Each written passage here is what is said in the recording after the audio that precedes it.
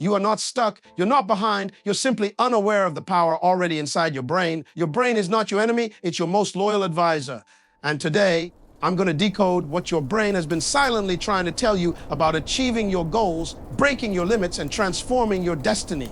Your brain craves clarity. Your brain craves clarity, not confusion, not chaos, not wishful thinking. Clarity is not just a luxury, it is a biological necessity. When you are unclear about what you want, your brain does not interpret that as ambition. It interprets it as danger. That's why so many people feel overwhelmed, anxious, or stuck. It's not because they're incapable, it's because their brain is screaming, I don't know where we're going. Think about this. If you jump in your car and tell the GPS, take me somewhere successful, what happens? Nothing. The system waits. No destination, no direction. But the moment you input a specific address, the GPS instantly calculates a route. That's how your brain works. Until you give it a precise goal, it doesn't know which signals to prioritize. It doesn't know what to filter in or what to filter out. So you feel like you're spinning in circles, not because you're lost, but because you've never told your mind exactly where to take you. Let me give you a simple, everyday example. Ever go to the grocery store without a shopping list? You walk in for few things and somehow end up with everything except what you needed. That's how your brain behaves without clarity. It grabs distractions, it welcomes delay, it chases novelty. But when you walk in with a list, clear, sharp, and written down, you move with speed and intention. You skip the aisles that don't serve your goal. You stay focused. You leave fulfilled. Clarity creates momentum. It kills procrastination. Your brain wants to move, but it cannot move without a target. And vague targets create vague lives. Many people say things like, I want to be successful, but that means nothing to the brain. What does success look like to you? Is it writing a book, building a business, earning a specific income, restoring a broken relationship? Until you define it, your brain can't chase it. When you're clear, your brain switches on parts of your mind that filter the entire world differently. Psychologists call it the reticular activating system. It's the same reason you can buy a red car and suddenly start seeing red cars everywhere. You didn't manifest those cars. They were always there, but your brain is now tuned to notice them. That's how goals work. When you define your target clearly, your brain starts seeing resources, connections, and opportunities that were always around you, but hidden by mental fog. Let's get brutally honest. Vague goals are safe. They protect your ego from failure. If you don't define success, you never have to face the discomfort of not reaching it.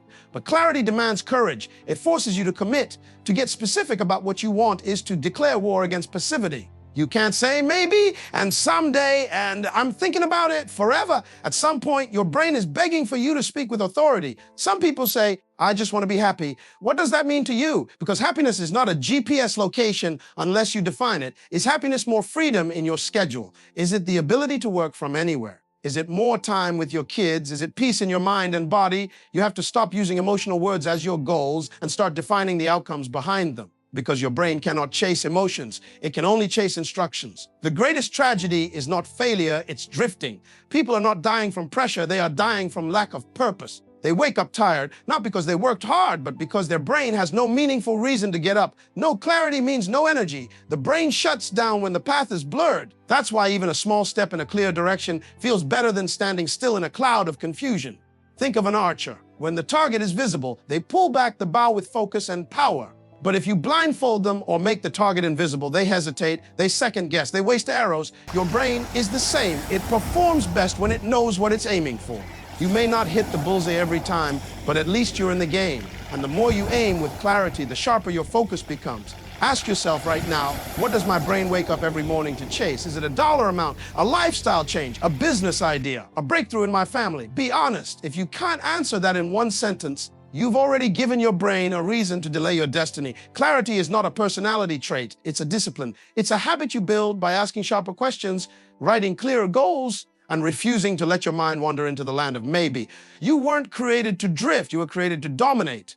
But domination begins with direction. And your direction must be so clear that your brain wakes up already at war with excuses. That's how champions think. That's how purpose gets activated. And until you name your goal, your brain will never fight for it. Your brain is a servant, not a master. Your brain is a servant, not a master. But here's the problem. Most people live their lives as if the brain is in charge, as if it's the king on the throne, calling all the shots. That's not true. Your brain was designed to obey your instructions, not dictate your destiny. But the tragedy is, when you don't lead it, it will lead you, and it will lead you into fear, into hesitation, into cycles of self-sabotage that feel permanent, but are really just patterns you haven't broken. You must understand this. Your brain is not interested in your greatness. It is interested in your survival. That's why every time you try to level up, do something new, take a bold step, your brain starts screaming, wait, what if we fail? What if we get embarrassed? What if we lose everything? It's not because you're weak. It's because your brain is doing its job. But here's the secret. It's doing its job based on the instructions you have been giving it. And those instructions are coming from your thoughts, your beliefs, your daily language. Imagine standing in front of a powerful voice-activated machine. Every word you speak programs it. Now picture that machine building your future based on the commands it receives. You say, I'm not good enough, and it builds limitations. You say, I always mess things up, and it builds patterns of failure. You say, I'm not smart enough, and it hides solutions from you. That's how your brain works. It records, it obeys, it builds. So the real question is, what have you been commanding your brain to do? You are the operator. Your thoughts are the keyboard. Your words are the software, and your brain is just waiting to be coded. The most powerful machine in the universe is sitting inside your skull, and many people are running it on outdated, fear-based programming inherited from childhood, from trauma, from failure, from opinions that never belonged to them in the first place. Let's make it real. Think of someone who grew up hearing, money doesn't grow on trees. We can't afford that. Rich people are greedy. Fast forward 20 years, they're working hard, but they sabotage every opportunity that could increase their income. Why? Because their brain has been programmed to equate financial growth with guilt or shame. So it resists abundance, not because they don't want it, but because they haven't updated the instruction manual. This is not about hype. This is neuroscience. Your brain literally strengthens the neural pathways you use most often. That means every thought you repeat becomes easier to think again. Every belief you reinforce becomes harder to break. If you consistently tell yourself, I don't belong in rooms like that, then your brain will make sure you feel anxious every time you're around successful people. Not because it's true, but because it's familiar. The brain favors the familiar over the factual. And the only way to change that is to teach it something new, over and over again.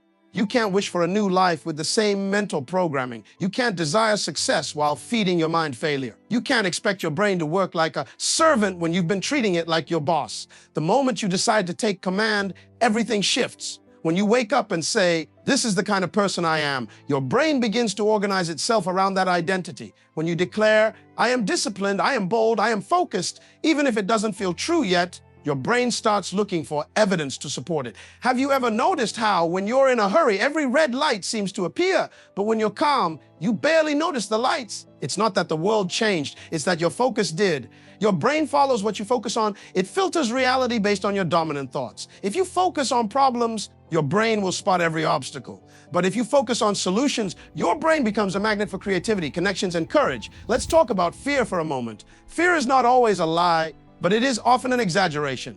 The brain doesn't know the difference between a physical threat and a social one. That's why some people fear public speaking more than death. The brain interprets criticism as danger. But when you remind it, we're not in danger, we're in development, it starts to calm down. When you speak to your brain with leadership, it responds like a soldier waiting for orders. Every morning when you wake up, you have two options: lead your mind or be led by it. If you don't speak with power, your brain will pull from the past. It will remind you of what went wrong. It will replay your worst days. But when you begin the day with intentional thoughts, when you take 60 seconds to affirm your purpose, when you declare, today I build, today I grow, today I lead, your brain gets in line. It starts scanning your environment for ways to support that direction. This is why journaling works. This is why affirmations work. Not because of magic, but because they are daily signals to your servant brain. They are commands that say, this is the mission. And once the mission is clear, your brain becomes a beast of focus and resilience. You don't have to feel confident to program confidence. You don't have to feel strong to declare strength. The emotion will follow the instruction. You're not lying to yourself, you're leading yourself. That's the difference between people who live by default and those who live by design. One lets the brain run wild like an untrained dog. The other takes the leash and says, let's go to work. Your brain works in pictures, not just words. Your brain is a visual architect. It doesn't just respond to what you say, it responds to what you see. The most powerful language your brain understands is not English, Spanish, French, it's imagery, pictures, mental snapshots. When you speak words without an image, the brain has nothing to attach those words to. But when you see your goals vividly, emotionally, and repeatedly, your brain begins to build the bridges toward that vision. The clearer the picture, the faster the progress. Think about it. If I tell you, picture a red balloon, your mind doesn't write out the words red balloon. You instantly see it. Now apply that to your life goals. When you say, I want to be successful, but your brain has no image of what success looks like, feels like, sounds like, then success remains an empty word. But if you say, I want to wake up in a home I own, walk into a kitchen filled with sunlight, drink coffee on my balcony overlooking the ocean, your brain says, got it, let's build that. Your brain takes that image and begins aligning your thoughts, energy, and focus toward it. It's the same reason vision boards work, not because they're magical, but because they force your brain to internalize images. Images create belief. You cannot act on something you haven't imagined. And that's where most people fail. They try to reach for something they haven't seen yet. How can you hit a target if you don't even know what it looks like? Your brain is not a robot. It's more like a movie director. It runs scenes over and over again in your head. Some of those scenes are negative, memories of past failures, fears of the future, regrets. And if those are the dominant images your brain is rehearsing, then it will act accordingly. But you can hijack that system. You can become the screenwriter. You can change the internal movie. You can decide that instead of replaying trauma, your brain replays triumph. Instead of picturing worst case scenarios, your brain starts previewing best case outcomes. Think of a professional athlete. Before they step on the court, they don't just train their body, they train their mind. They visualize the win. They picture the ball going through the hoop. They imagine themselves crossing the finish line, beating the record. And that image becomes a command to the brain. The body follows the mind. The result follows the rehearsal. You've already been using this power. Most people just use it in reverse. You worry, and that's negative visualization. You picture the meeting going badly. You imagine people laughing at your idea. You play out rejection in your head like a movie, and your brain obeys. Your body stiffens. Your heart rate increases. You hesitate, not because it's real, but because it's real in your mind. What you picture consistently becomes what you pursue unconsciously. Let's make it plain. You go shopping for furniture. The salesperson asks, what kind of couch are you looking for? You don't say, I don't know, just any couch. No, you picture it. You think, I want a gray L-shaped sectional with soft fabric. That picture leads your decision. The moment you describe it, the salesperson shows you exactly what matches. That's how your brain works. Until you show it the picture, it can't deliver the path. And don't underestimate the emotional power of your mental images. When you see something with emotion, it becomes a blueprint. Emotion is the glue that makes mental pictures stick. That's why trauma memories are so strong, they're charged with emotion. But the same can be done with your future. When you add emotion to your vision, it becomes magnetic. It pulls you forward even on hard days. You can close your eyes, see the life you're building, and it becomes harder to quit.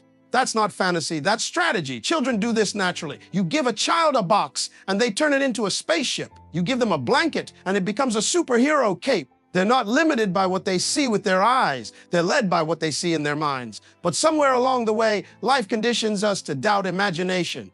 We're told to be realistic. But let me tell you, every skyscraper, every airplane, every revolutionary invention started as a picture in someone's mind before it became a reality in the world. Your job is to picture your life so clearly that your current situation becomes uncomfortable to settle in. You must create a mental image so strong, so emotionally charged, so vividly detailed that you can feel it in your bones. And then speak it, think it. Walk like it's already done. Your brain will start rearranging your beliefs, your habits, your environment to match what you consistently see. You don't need a perfect plan. You need a powerful picture.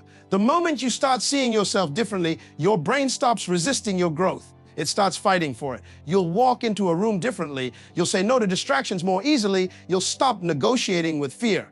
Not because someone gave you motivation, but because your mind saw something worth chasing. You were never supposed to be a victim of your thoughts. You were born to be a visualizer. The proof is already in your life. Every decision you've made was based on a picture, how you thought things would turn out. Change the picture, and you'll change the pace. Expand the vision, and you'll expand your capacity. Make the image bold enough, and your brain will break through walls to make it happen. Your brain resists change until you train it. Your brain resists change until you train it. That's not a weakness, it's a design. Your brain was built to protect you, not to propel you. It was wired to keep you alive, not to push you into greatness. So when you try to change your life, start a new business, leave a toxic relationship, develop new habits, break free from generational patterns, your brain doesn't throw a party. It throws a protest. It flashes warnings like, this is unfamiliar, this is uncomfortable, this is risky.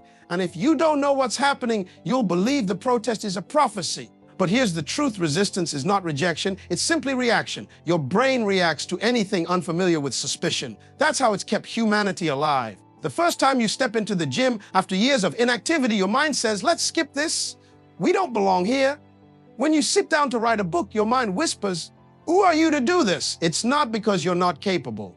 It's because your brain doesn't have a reference for that identity yet. It hasn't been trained to recognize that version of you as safe, normal, or expected. Training your brain means you stop asking for permission to grow. It means you stop negotiating with fear. It means you choose repetition over retreat. You don't wait to feel like changing. You decide to change and let your feelings catch up. Your brain is plastic, not permanent. It's not a fixed stone, it's a flexible servant. It rewires itself based on what you consistently feed it. That's the power of neuroplasticity. Whatever you repeat, you reinforce. And whatever you reinforce becomes real. Let's talk about something everyone can relate to: waking up early. You tell yourself, I want to wake up at 5 a.m. every day. But the moment that alarm goes off, your brain says, why are we doing this? We've always slept in. Just 10 more minutes. And that's not laziness, it's programming.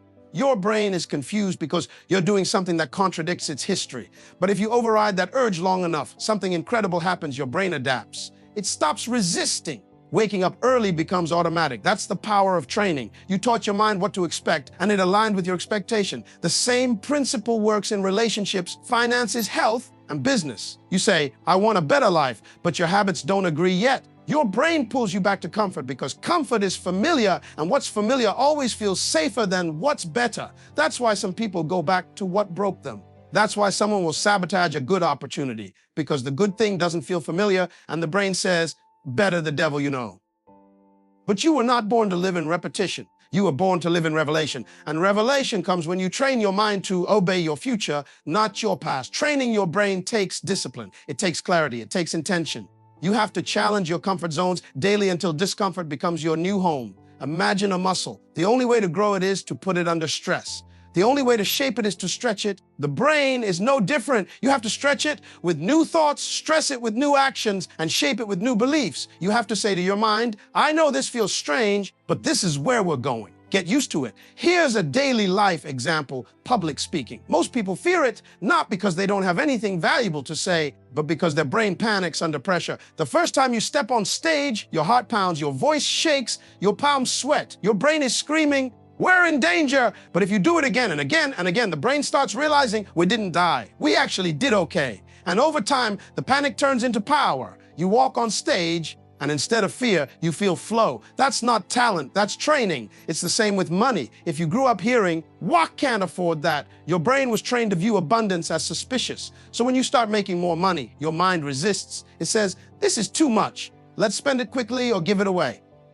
Not because you're irresponsible, but because your brain hasn't been trained to manage overflow. But the moment you start teaching your mind that overflow is normal, not greedy, not dangerous, not shameful, it will begin to shift. You'll stop sabotaging blessings and start stewarding them. The truth is, you don't rise to the level of your dreams. You fall to the level of your training. You can have the biggest vision board, the best intentions, the most beautiful goals. But if your mind has not been trained to become the person who can handle those goals, you'll always find a way to stay small. The future you desire is not just waiting for time, it's waiting for transformation. Your environment won't change until your thinking does. You have to train your brain to see obstacles as information, not intimidation. Every challenge is not a curse, it's a classroom. Every time you stretch beyond your pattern, your mind takes notes. It starts saying, oh, we're different now. That's when the resistance dies. Not because life gets easier, but because you got stronger. And remember, consistency beats intensity. You don't have to change everything overnight. You just have to start showing your brain who's in charge. One small decision, repeated daily, trains your brain to trust you. One consistent habit, even if it feels awkward at first, tells your mind, this is the newest. And before you know it, the things that once scared you now serve you. The things that felt impossible are now your lifestyle. You didn't need a miracle, you just needed to retrain your mind. Your brain records everything you say about yourself. Your brain records everything you say about yourself. It doesn't skip. It doesn't filter, it doesn't argue, it just writes it down and plays it back on repeat. Every time you say, I'm not good enough, your brain doesn't debate you, it just installs that belief. Every time you mutter, I always mess things up, your brain doesn't ask, is that really true? It takes it as a command, it files it under identity. And eventually, it begins to direct your behavior to match what you've declared. You've got to understand, your brain is a servant, not a skeptic. It obeys your words like programming. So if you wake up every day saying, I'm so unlucky, your brain finds evidence to support that claim. You'll overlook blessings, ignore opportunities, and highlight every minor inconvenience as proof. Why? Because your brain is always listening, always believing, and always building your reality based on what you say. Words are not harmless. They are codes that write your future. Think about your life like a smartphone. The apps that run on your screen are only there because of the software installed beneath. What you say about yourself is the software. Your beliefs are the code. If you keep saying, "I'm tired of being broke," your brain doesn't just hear your frustration, it adopts that identity. We're broke. And even when money comes, you'll manage it in a way that confirms your script. That's why people who win the lottery lose it within a few years, because the money changed, but the mental script didn't. This is why you have to become the guardian of your own mouth. You don't just speak about your life, you speak into it. Every sentence is a seed. And whether you plant weeds or weed is up to you. Stop saying, "I'm not creative. I'm always late. I'm so unlucky in love. Nothing ever works out for me." You may think you're venting, but your brain is not differentiating. It's storing it, it's memorizing it, and soon it's manifesting it. Take something simple like learning a new skill. Imagine you decide to learn photography. If you say, "I'm terrible with cameras," you'll act like someone who's terrible with cameras. You'll avoid practice. You'll procrastinate. You'll feel like an imposter. But if you say instead, "I'm learning how to see like a photographer," your brain shifts. It begins to search for progress, not perfection. It begins to notice its small wins. It starts giving you evidence that you're growing. Same person, same situation, but different identity because of different self-talk. Look at athletes. Before they even get on the field, they're speaking to their brain. "I am fast. I am strong. I am locked in." They're not just hyping themselves up. They're training their mind to show up fully. Because if their brain starts believing, "I'm slow today," or "I can't compete at this level," then no amount of talent can override that internal script. Performance always follows identity. Identity always follows words. The truth is, most people are not defeated by life. They're defeated by their own language. You can be talented, but talk yourself out of opportunities. You can be beautiful, but keep saying, "I'm not enough," and you'll carry yourself with insecurity. You can have a brilliant idea, but say, "I'm not smart enough to pull this off," and you'll self-sabotage before the world even gets to see what you're capable of. You don't need a new life. You need a new narrative. And this isn't just about positive thinking. It's about power thinking. It's about deciding that your mouth will speak your mission, not your memories. Your words should be pulling you into the future, not chaining you to your past. Stop echoing the voices of people who gave up on you. Stop repeating the fears of those who never dared to dream. Every time you say something about yourself, ask, "Would I want this to become true?" Because your brain is already treating it like it is. Have you ever noticed how children believe whatever you tell them? If you tell a child, "You're smart," they start solving harder puzzles. If you tell them, "You're kind," they start acting with more compassion. You don't have to repeat it 1,000 times. They believe it because they trust your voice. Your brain works the same way with your voice. It trusts you more than anyone. So if you've been using your voice to tear yourself down, you've been programming your mind for limitation, not liberation. Even in casual conversation, "I'm such an idiot," "I'm always a mess," "I'm just unlucky in relationships." Those jokes aren't funny to your brain. They're serious code. They're instructions. And eventually they become patterns. And patterns become prisons. But the same way you built those prisons with words, you can break them down with new ones. You can say, "I'm growing, I'm healing, I'm becoming, I am more than my mistakes," and watch your brain shift into a new mode. You can't expect to rise while speaking like a failure. You can't demand a better life while declaring defeat over yourself. You can't build a new future while echoing old pain. It starts with your mouth. It starts with deciding that your tongue will become your tool, not your trap. Every time you speak, you are either constructing a cage or carving a door.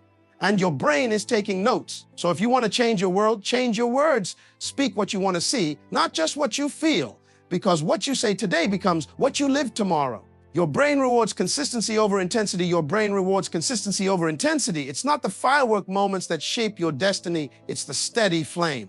You don't get fit by going to the gym for 6 hours one time. You get fit by showing up 30 minutes a day over and over again. The brain is not looking for drama. It's looking for rhythm. It thrives in patterns. It doesn't honor the loud bursts. It honors the quiet repetitions. The problem is we've been conditioned by a world that celebrates intensity. The world claps when someone pulls an all-nighter. The world posts it when someone grinds for 24 hours straight, but your brain is not impressed. Your brain doesn't say, "Oh, wow, we just stayed up all night. Let's change our life." No, your brain asks, "Can we trust this new pattern?" Because real transformation doesn't come from what you do once. It comes from what you prove to yourself daily. Think about brushing your teeth. You don't wait for inspiration to do it. You don't post about it online. You just do it morning and night. It's a non-negotiable. Now imagine if you treated your goals the same way. Imagine if showing up for your dreams was as normal as brushing your teeth. That's how your brain builds belief. through the power of consistency, not because it was intense, but because it was expected. Let's go deeper. When you act consistently, your brain creates new neural pathways. Every repeated behavior sends a signal. This is who we are now. So when you write daily, you're not just writing, you're becoming a writer. When you wake up early, you're not just beating the alarm, you're becoming disciplined. When you read 1 page a day, you're not just reading, you're building the identity of someone who grows. And the brain rewards that identity with confidence, clarity, and momentum.